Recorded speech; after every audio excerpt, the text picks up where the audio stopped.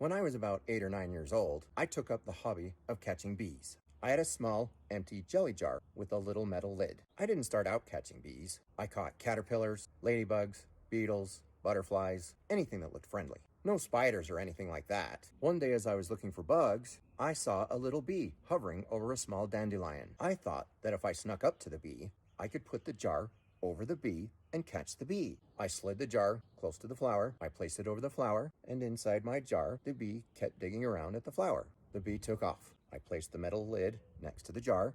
I slid the bottle carefully over the lid and screwed the lid on tight. It made me feel very nervous to hold a bee in a jar like that. Letting the bee go later was a challenge. I loosened the lid, set the jar on the ground, I got ready to run, and then I tipped the jar over with my foot, and then I ran away as fast as I could. I learned to be calmer about holding bees in the jar. I watched them fly around and climb on the glass. I noticed that they kept trying to go up, not down, and it gave me an idea. I had one bee in the jar. I found another bee on another flower. I set the jar next to the flower. I lifted the jar slowly, set it over the second bee. The first bee stayed in the jar. The second bee flew from his flower. I slid the bottle over the lid. Now, I had 2 bees in a jar. The more bees I had, the scarier it was trying to release them. It went from 2 bees to 5 bees. It got up to about a dozen bees. I went into the house to show my family all the bees that I caught. But I was so excited about it that I forgot to screw the lid down on tight. I ran down the stairs with my jar of bees, and I tripped and fell to the floor. The jar flew out of my hand, hit the ground,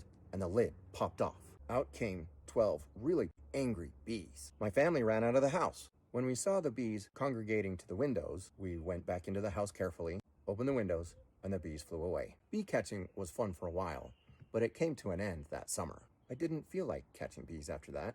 I did not.